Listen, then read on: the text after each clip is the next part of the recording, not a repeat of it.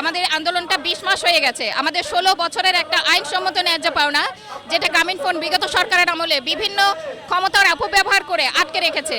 আইনসম্মত একটা ন্যায্য পাওনা কিভাবে একটা কোম্পানি কমপ্লায়েন্স দাবি করে নিজেকে আটকে রাখতে পারে, সেটা আমার বোধগম্য নয়।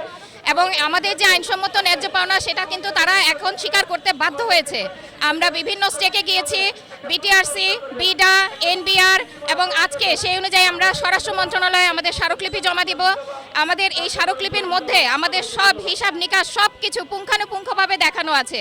কাজেই আমাদের এই আইনসম্মত ন্যায্য পাওনাটা আমাদেরকে পরিশোধ করতেই হবে যে কোনোভাবেই। আমাদের প্রতিজনের পাওনা 33,147 কোটি টাকা, কিন্তু এই পাওনাটা কিন্তু আমরা দাবি করছি না, কারণ এটা একটা অসম দাবি হয়ে যাবে। তাহলে আমরা তাই বর্তমান প্রেক্ষাপট চিন্তা করে আমরা 99.97% ছেড়ে দিয়ে শুধুমাত্র 0.03%, মানে যেটা পার পার্সন 10 কোটি টাকা করে হয়, সেই টাকাটা দাবি করছি। এবং আমাদের এই দাবিটা পূরণ হলে সরকার তার রাজস্বে একটা বিরাট অংশ পাবে, যেটা প্রায় 13,500 কোটি টাকার মতন। বর্তমানে যে রাজস্ব ঘাটতি চলছে, সেটাতেও তো গভর্নমেন্টের অনেক উপকার হবে। এবং মাননীয় প্রধানমন্ত্রী আমাদেরকে যে বলেছেন যে সবার আগে বাংলাদেশ, সবার আগে যেহেতু বাংলাদেশ, আমি কি বাংলাদেশের বাইরে?